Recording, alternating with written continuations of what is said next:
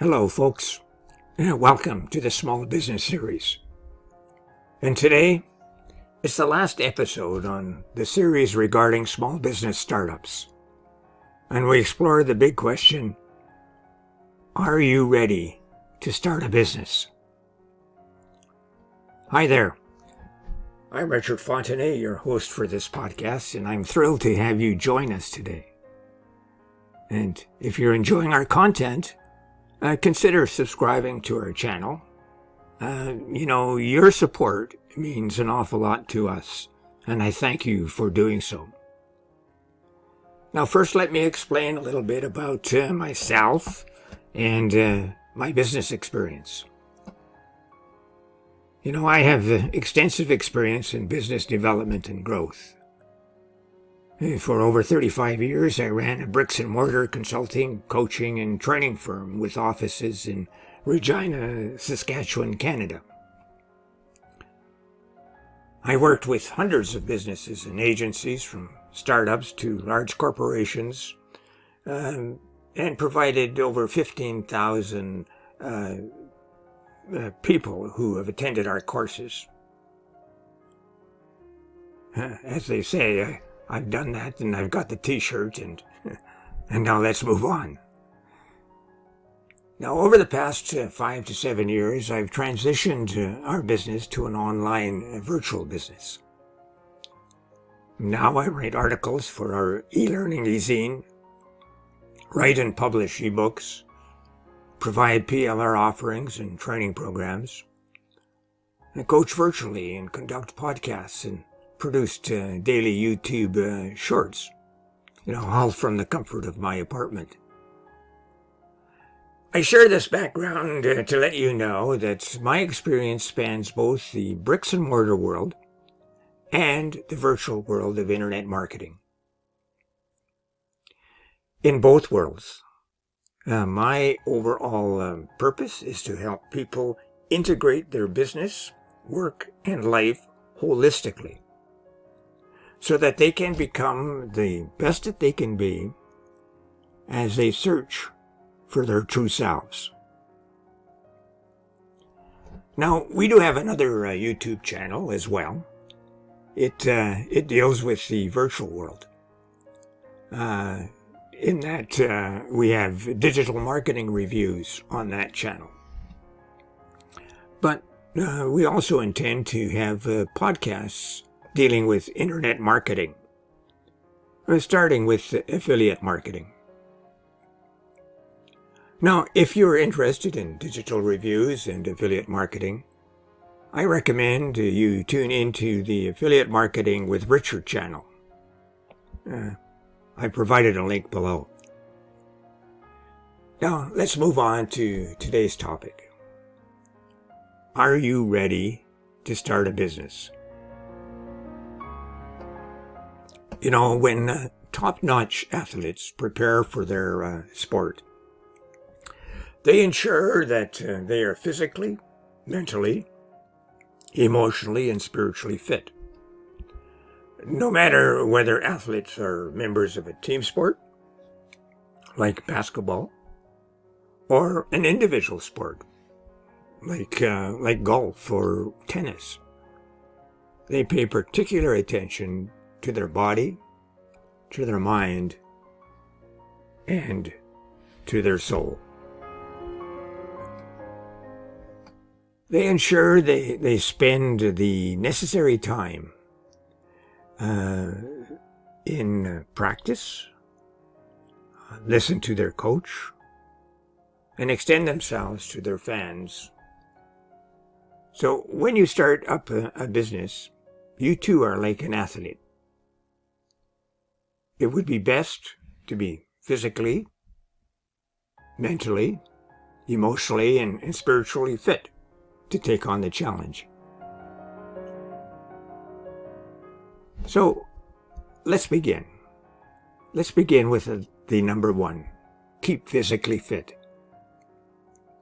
Now, our body is our most important, valuable asset, especially when starting a business.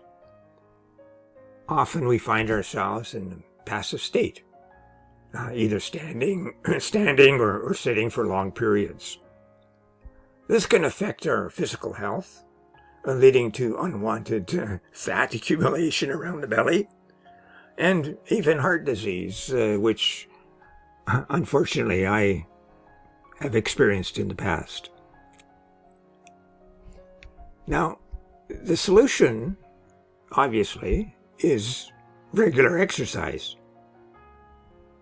So it's crucial to keep ourselves physically fit to meet the challenges of entrepreneurship head on.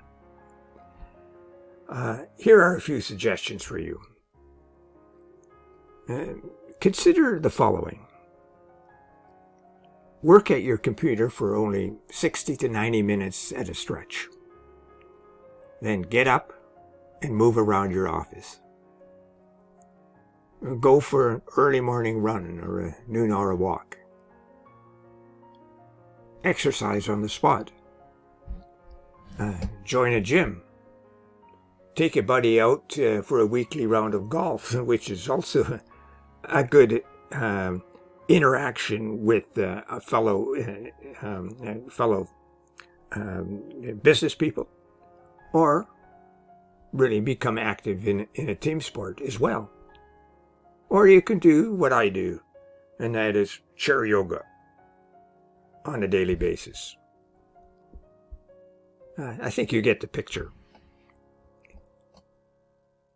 Number 2, keep mentally fit.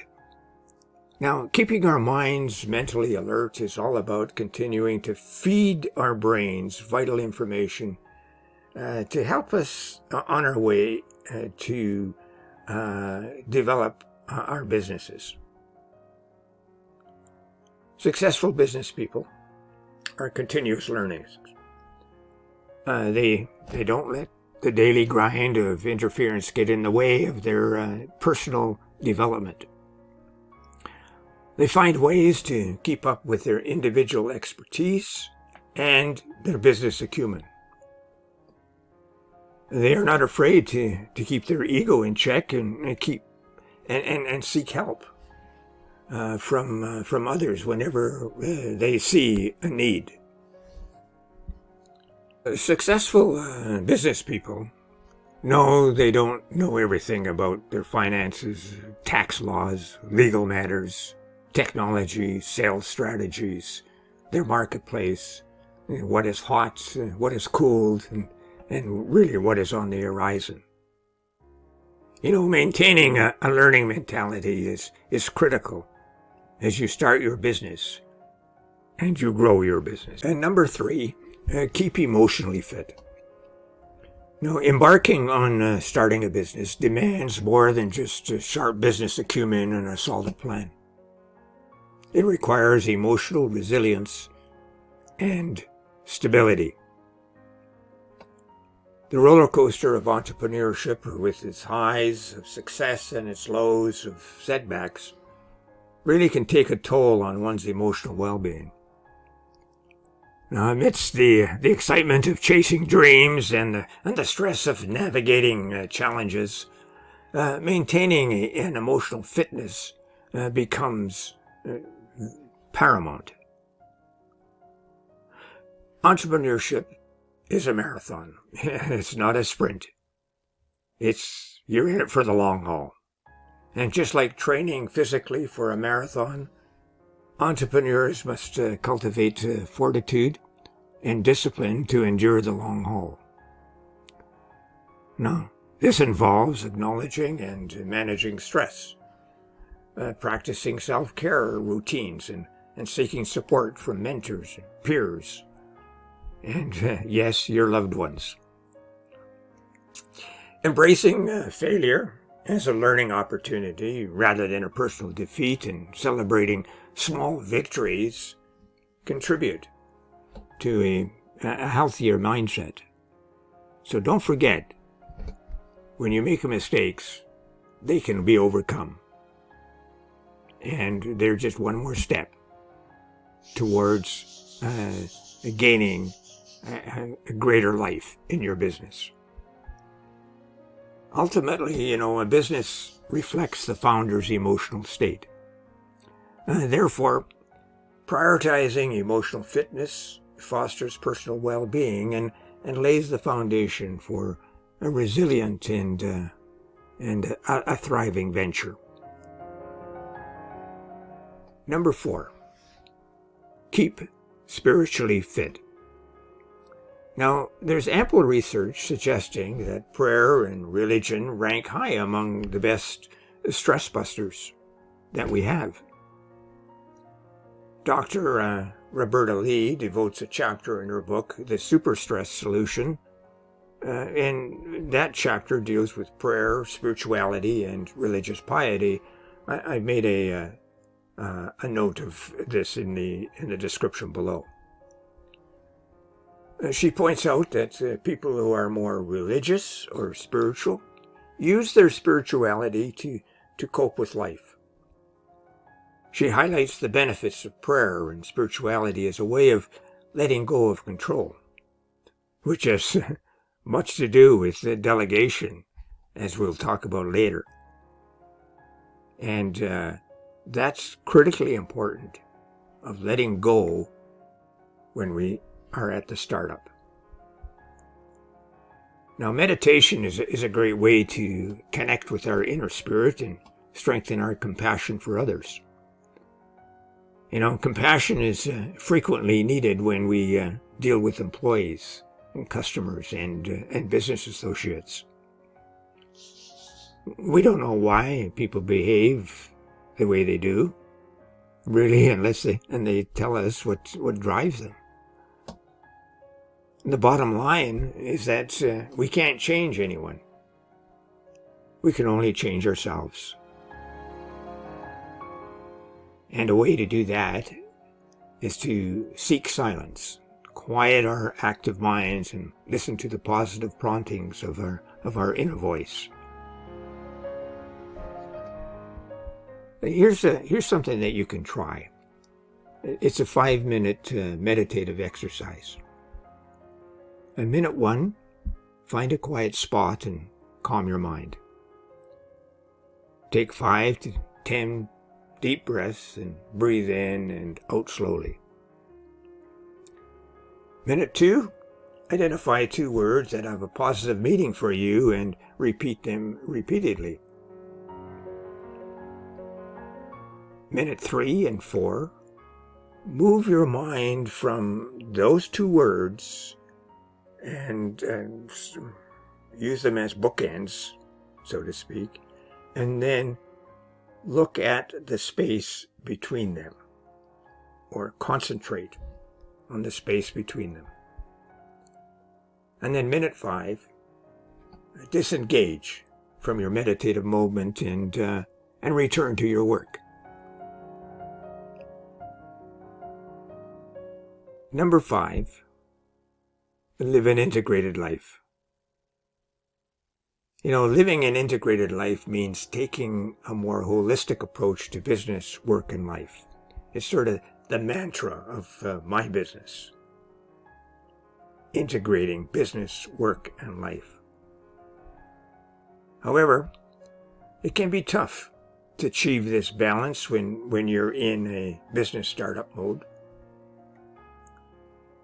It is extremely hard to find the delicate balance between the demands of getting your business off the ground and a happy home life. So here are a few tips that may help you along your journey. Tip number 1, create a routine. Now, one of the best routine tools to use when working on your business is to list tasks based on priority. Prioritizing your work lets you get the most important things done. And a checklist lets you see what you have accomplished during the day. A daily routine will make you less stressed about what you do as you go about your day. Now, if your business is home-based, make sure you have a place to call your business office. This allows you to separate your home life from your business life. Even in an apartment, we have a flex room that has formed my business office. Start your day at the office, just as you would if you were going to work someplace else. Keep a routine for your breaks and lunch and your visitors. Routinely set aside time to maintain contact with colleagues and other business owners. And a great way to do this is to join and attend meetings at your local Chamber of Commerce, for example, or other business owner associations. And you can do that virtually as well as face-to-face. But the key here is that you are interacting with your associates in the business. Now, routines are great for home life as well, because they let everyone know really what's going on and when you're available and when you're not. However, sometimes you need downtime too. So don't be afraid to allow yourself and your family some downtime. You can even put it on the calendar if you want to. Scheduling downtime for you and your family is a great way to ensure you can all relax and bond together. Tip number 2, learn to say no. Now at StartUP, it's straightforward to try to do everything and respond to everyone's request. We are often inundated with too many tasks. Sometimes spending 16-hour days and being stressed out about not being able to get everything done. Now, we must become comfortable saying no, particularly when drowning in overload pressure. And learning how to say no to social and home life events that may be too taxing is also essential. Maybe you have social obligations that are too draining or don't allow enough time with your family in the evenings. Now, cutting these out will help you find balance. And saying no allows us to take care of ourselves. We have that responsibility, because if we don't, all our good intentions of starting a business really go out the window and we get into trouble. Physically, mentally, spiritually, socially, and otherwise. Often those starting a business fall into the trap of not even realizing that the care that they give themselves is suboptimal. Certainly, circumstances may force us to spend less time on ourselves than we would like. And there are usually dozens of reasons why that's so, particularly when you're at the stage of starting up your business. So be careful about stretching yourself too thin. And tip number 3, digitize. Learn to automate your calendar and your tasks and your contacts. The half day it'll take you to do this will save at least an hour a day. Now, too many new business owners try to keep everything in their heads, making them feel anxious and stressed out. Digitizing your doable detail in one place reduces the dreaded mind traffic, that traffic that keeps popping up because you haven't dealt with it, or you don't want to forget it, and it just continues to niggle at the back of your mind. The problem is that our brains become overloaded. And yes, we forget that important telephone call. We forget the appointment that we are to have or make, or we forget to follow up on something that we said that we would do. So digitizing helps us in that sense, helps us live a more balanced lifestyle. So by listing your priorities and keeping them, keeping yourself focused, allows us to achieve a greater balance in our lifestyle. And tip number 4 relates to delegation. You know, those who start up a business and are new owners often attempt to do everything themselves. They think if they don't do it, it'll never get done right. Now, the problem is that often it doesn't get done at all. But you say, I don't have anyone to delegate to. Well, you may need to consider outsourcing some of your tasks and getting your family involved in the business. Even if it's the children emptying the paper bin or running over to Walmart or Staples for supplies. Now, take a hard look at your administrative activities. You may find several that you don't have that you don't have to do at all. Hand them over to someone else and free up your precious time to work on your business. So there you have it, folks. A podcast full of suggestions to get you on your way. The question I posed today was, are you ready to start your business? We looked at ensuring you are physically, mentally, emotionally, and spiritually fit. I also gave 4 tips to keep you on track. Establishing a routine, learning to say no, digitizing your activities, and delegating tasks to others. Now, these are not all that you need to get started, but if you align yourself with these suggestions, you'll be well on your way. I mentioned in previous podcasts that my approach to business startups and running a business really is more about learning about yourself than the technical aspects of your business. Often business people already know the technical aspects. Certainly, there's a lot to learn as you grow into your business.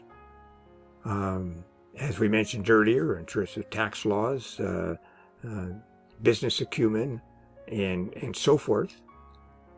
And while the technical aspects are important, you need to know where you stand before jumping into the business of business. So let's meet again next week when we turn our attention now to a new series on personal development.